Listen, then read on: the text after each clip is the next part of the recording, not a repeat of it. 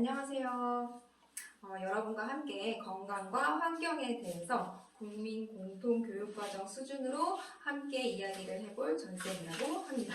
자, 오늘 첫 시간인데요. 첫 시간인 오늘은 영양소에 대해서 정리를 좀 해보려고 해요. 그렇죠? 영양소 얘기를 하기 전에 그럼 우리가 영양소라는 말도 굉장히 많이 쓰고 영양제라는 말도 굉장히 많이 쓰고 그러는데 영양이 도대체 무엇인지 좀 정리를 좀 해보고 시작을 하도록 하겠습니다. 자, 영양이란 뭐냐면 사람이 혹은 동물이 살아가기 위해 섭취해야 하는 물질을 영양이라고 얘기를 합니다. 자, 영양소는 그럼 어떤 요소들이 있을까요? 자, 영양소에는 우리가 탄수화물, 단백질, 지방이 있다 이렇게 알고 있죠. 자, 요렇게 세 가지 탄수화물, 단백질, 지방을 3대 영양소라고 얘기를 합니다. 자, 3대 영양소, 탄수화물, 단백질, 지방만 영양소라고 알고 계시는 분들은 좀 연식이 있으신 분들이죠. 자, 여기에다가 플러스 비타민과 그다음에 무기질, 우리가 요새는 이제 미네랄이라는 영어 단어를 쓰기도 하죠. 비타민과 무기질까지 포함된 것을 우리가 5대 영양소라고 얘기를 합니다. 자, 국민학교 나오신 분들 이제 학교 다닐 때 피라미드 이렇게 그려놓고 밑에는 뭐 탄수화물, 단백질, 지방 이렇게 그려져 있는 교과서를 보신 분들이 많죠. 근데 요새는 탄수화물, 단백질, 지방, 비타민, 무기질 그 이후에 또 뭐도 얘기를 하냐면 6대 영양소, 물도 얘기를 하고요. 그 다음에 7대 영양소, 자, 파이토케미컬도 7대 영양소라고 얘기를 합니다. 포함시켜서요. 자, 그러면 탄수화물, 단백질, 지방, 비타민, 무기질까지는 이제 국민학교 때 배웠으니까 알겠어.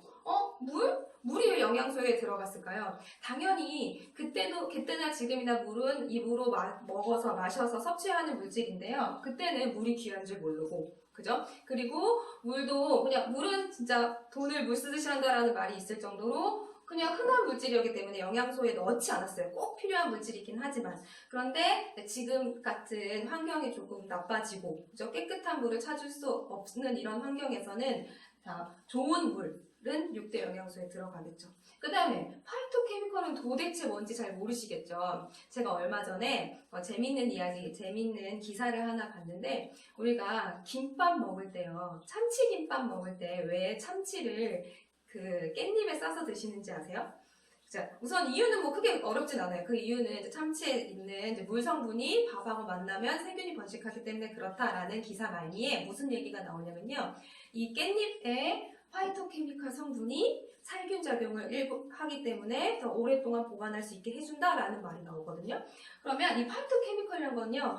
용어가 어려울 뿐이지 우리가 몰랐던 물질은 아니에요. 뭐냐면 식물에 들어있는 파이토가 식물이란 뜻이니까 케미컬, 화학물질이라는 뜻이죠. 식물이 체내에서 합성한 어떤 물질들을 파이토케미컬이라고 얘기를 하고요. 지금 이 파이토케미컬에 대해서는 여러 가지 연구가 진행 중이고 정확하게 어떤 물질이 어떤 역할을 하는지 그걸 알아가고 있는 과정이라고 보시면 됩니다. 가장 우리가 쉽게 얘기할 수 있는, 들을 수 있는 그 파이토케미컬 중에 하나가 안토시아닌인데요. 자, 블루베리나 빌베리나 이런 베리 종류의 그 보랏빛을 내게 하는 안토시아닌이라는 물질이 파이토케미컬 중에 하나인데 걔네는 항산화 작용을 한다 이렇게 얘기를 하고 있죠. 근데 식물이 만들어내는 여러 가지 화학 물질을 우리가 다 알지 못하기 때문에 여기는 이제 그 연구의 대상이 되고 있다라고 보시면 됩니다. 그래서 물과 파이토케미컬까지 해서 우리는 7대 영양소 이렇게 얘기를 하는데요. 자, 3대 영양소 탄수화물, 단백질, 지방은 얘네를 이용해서 우리는 뭘 하냐면 에너지를 내요. 그래서 얘를 열량 영양소라고 얘기를 하기도 합니다. 그리고 비타민, 무기질은 탄수화물, 단백질, 지방에 비해서 섭취해야 되는 그 양이 굉장히 적어요. 굉장히 적기 때문에 뭐라고 얘기를 하냐면 미량 영양소라고 얘기를 해요.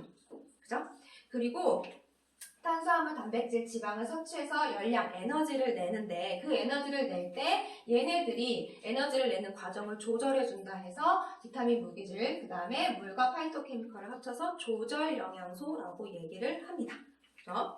자, 그러면 우리가 어떻게 이 영양분들이 몸에서 에너지, 열을 내는지 이제 궁금하잖아요. 그죠? 근데 이제 이 기작이 쉽지 않아. 자, 여기 영양소까지는 중학교 2학년 과정이에요. 근데 얘가 에너지를 내는 과정은 이제 고등학교 과정이기 때문에 여러분 고등학교를 나왔지만 기억은 전혀 나지 않잖아요. 그러니까 조금 비유를 해서 쉽게 설명을 해드릴게요. 요새 이제 코로나 때문에 여행지, 휴가를 이제 좋은데 가고 싶은데 가지 못하니까 캠핑 많이 가고 혹은 이제 가까운 데 가서 바베큐 해먹는 그 정도 수준까지는 우리가 할 수 있잖아요. 그래서 캠핑 바베큐를 가지고 비교해서 우리가 설명을 좀 해드릴게요. 캠핑을 할 때 우리가 바베큐를 할 때 숯을 태워서 고기를 굽죠. 그죠? 이 숯이 뭐냐면 탄수화물, 단백질, 지방이랑 비슷하다고 생각을 해주시면 돼요. 자, 우리가 숯을 태워요. 자, 태운다는 거는 산소랑 만나게 해서 에너지를 내는 거예요. 그죠? 근데 우리가 그냥 숯 가만히 내비두면 공기 중에 있는 산소랑 결합을 해서 바로 막 활활 타면서 열이 나진 않잖아요. 그래서 처음에 어떻게 돼요? 불을 붙여야 돼요. 그걸 뭐라고 얘기하냐면 불쏘시개라고 얘기를 하죠. 불쏘시개가 필요해요. 자,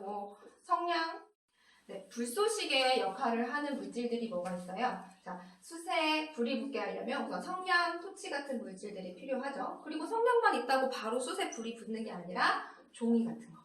그죠? 종이를 구겨서 이렇게 불을 붙여서 그 숯 같은 데 이렇게 넣어 놓으면 더 불이 잘 붙겠죠. 그죠?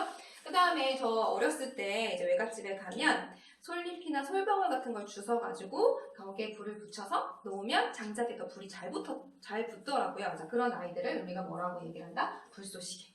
그러니까 요새 삼시세끼 이런 것들 보면 불 피우는 장면이 되게 많이 나오잖아요. 그래서 또 어떤 장면도 나오냐면 장작을 아주 켜켜이 촘촘히 넣었어. 그런데 더 불이 안 붙어요. 왜요?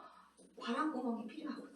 그죠? 산소가 충분히 잘 공급될 수 있도록 이제 바람을 이렇게 붙여주거나 뭐 선풍기로 붙여주거나 그리고 장작도 얼기설기 이렇게 넣어줘야 불이 잘 붙어요. 그죠? 자, 이렇게 불을 피우는 것처럼 우리 몸에서도 숯에 해당하는 것, 탄수화물, 단백질, 지방을 가지고 이제 에너지를 열량을 낼 건데, 자, 탄수화물, 단백질, 지방에 우리가 호흡을 통해 들어온 그죠? 몸 안으로 집어넣어준 산소랑 탄수화물, 단백질, 지방이 결합을 해서 뭐가 되냐면 에너지가 돼요. 이걸 만들려고 에너지를 내려고 탄수화물, 단백질, 지방은 먹는 거예요. 그런데 이제 마찬가지로 숯에 불을 피우는 것과 마찬가지로 탄수화물, 단백질, 지방, 뭐 산소만 있다고 해서 불이 에너지가 막 나오진 않아요. 뭐가 필요하냐면 비타민과 무기질에 해당하는 이 미량 영양소들이 있어야 얘네들이 뭐하고 비슷해요? 불쏘시개하고 비슷한 거예요. 그래서 이제 탄수화물, 단백질, 지방에 불이 잘 붙게 불쏘시개를 넣어줘야 돼요. 만약에 비타민 무기질이 부족하다. 불쏘시개가 부족하다. 뭐 성냥으로 불을 못 붙이고 예를 들어서 산소가 충분히 공급되지 않게 하고 이렇게 되면 어떻게 돼요? 그을음이 나오죠. 혹은 이제 연기가 나서 눈물, 콧물 다 나오잖아요. 마찬가지로 우리 몸에서도 이 미량 영양소가 부족을 해요. 혹은 이제 물과 파이토케미컬도 마찬가지인데 이런 조절 영양소들이 부족하게 되면 어떤 일이 벌어지냐면 그을음과 연기 같은 것들이 몸에서 나와요. 그래서 그을음과 연기에 해당하는 것들이 뭐냐? 피로 물질이죠. 그래서 우리가 피로야 가라 뭐 이런 그 CF들이 있었잖아요. 걔네들은 피로가 왜 느껴지는 거냐면 미량 영양소들이 부족해서 비타민 무기질들이 부족해서 충분히 연소를 하지 못하기 때문에 충분히 에너지를 내지 못하기 때문에 그 부산물들이 나오는 거죠. 그죠? 그래서 이제 미량 영양소와 그 다음에 이제 물, 파이토케미컬을 좀 충분히 섭취하시게 되면 피로도 덜하고 건강해질 수 있다. 이 정도까지 기억을 해주시면 좋을 것 같아요. 자, 그러면 우리가 영양에 대해서 얘기를 했는데, 자, 우리가 영양분은 어떻게 먹어요? 어떻게 섭취해요? 입으로 음식을 먹죠. 그죠? 자, 그러면 봅시다. 우리가 입으로 음식을 먹었어요. 그러면 입 안 식도를 거쳐서 위까지 들어가서 소장까지 오겠죠. 그죠? 자, 입에서 위를 거쳐 소장까지 왔어요. 그죠? 여기가 몸 안일까요? 몸 밖일까요? 여기는 우리 몸이 아니에요. 몸 밖이에요. 자, 입에서부터 똥꼬까지, 항문까지는 그냥 긴 관으로 되어 있는데 거기는 몸 안이 아니라 몸 밖이라고 보시면 돼요. 그죠? 그래서 소장에서 비로소 뭘 해야 그 소화가 돼서 우리가 그 세포막을 통과할 수 있는 크기의 작은 사이즈로 그 뭐 탄수화물이 포도당이 된다거나 단백질이 아미노산이 된다거나 이렇게 분해가 되면 얘가 흡수를 하게 되겠죠. 소장벽을 통해서 흡수가 된 이후에 비로소 우리 몸 안으로 들어오는 거거든요. 자, 그러면 소장벽을 통해서 흡수가 됐어요. 자, 물에 잘 녹는 영양분들은 이제 모세혈관, 혈액에 녹아서 이동을 하고요. 그 다음에 지방이나 이제 그 비타민 중에서도 이제 지용성 비타민 같은 경우에는 기름에 녹아서 림프관을 통해서 전달이 되게 됩니다. 그래서 걔네들은 어디로 가게 되냐? 간으로 가죠.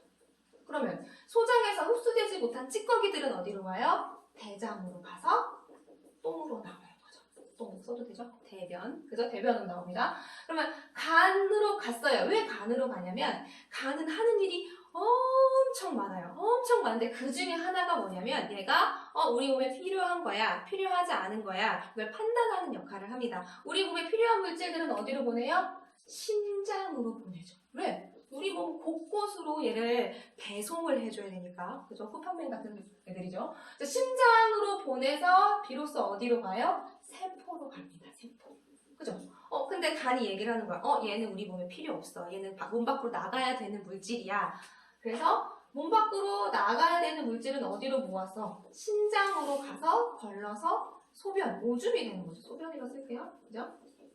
이것도 대변도 소변도 이제 몸 바깥으로 나가는 거고 심장을 통과한 이제 우리 몸에 필요한 물질들은 어떻게 된다? 세포로 가게 되는 거죠. 그죠?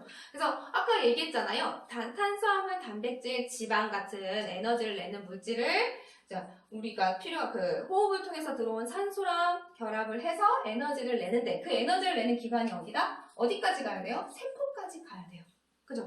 우리 몸은 뭐 그 책마다 다른데 60조에서 100조 개의 세포로 이루어져 있대요. 그러면 이 세포 하나까지 내가 입에서 먹은 영양분들이 쫙 가야 되니까 뭐가 잘 돼야 돼요? 혈액순환이 잘 돼야 되죠. 그죠? 그 다음에 그 흡수가 되려면 잘게 잘 부셔줘야 되니까 소화가 잘 되고 소장이 튼튼해서 흡수가 잘 돼야지 또 세포까지 보내줄 수 있죠. 어쨌든 제가 하고 싶은 말은 뭐냐면 우리가 먹는다고 해서 그게 바로 세포로 가는 게 아니고 바로 에너지가 되는 게 아니다. 이런 많은 과정을 거쳐서 비로소 세포까지 가는데 그럼 이 세포에서 무슨 일을 해요? 에너지를 낸다니까요. 그리고 또 무슨 일을 해요? 그 물질을 합성하기 시작을 합니다. 자, 아까 우리가 음식물을 먹어서 소장에서 흡수가 된다고 했을 때 잘게 쪼개서 흡수가 된다고 얘기를 했죠. 그 잘게 쪼개진 애들이 가지고 그걸 재료로 키도 크게 만들고 그죠? 그 다음에 여러 가지 물질들을 만들어야 되니까 그런 일들도 하는 거예요. 그럼 잘 보시면 내가 먹은 음식물, 영양분이 세포를 이루게 되는 거죠. 그죠? 그래서 먹는 게 그만큼 중요하다라는 얘기를 저는 드리고 싶고요. 그래서 이제 영양소를 충분히 골고루 잘 섭취를 해야 그 건강에도 도움이 되고 피로하지도 않고 그 다음에 몸도 튼튼해지게 됩니다. 자, 오늘은 여기까지 영양소 정리를 할 거고요. 다음 시간에는 그러면 영양분을 하나씩 같이 살펴보도록 합시다.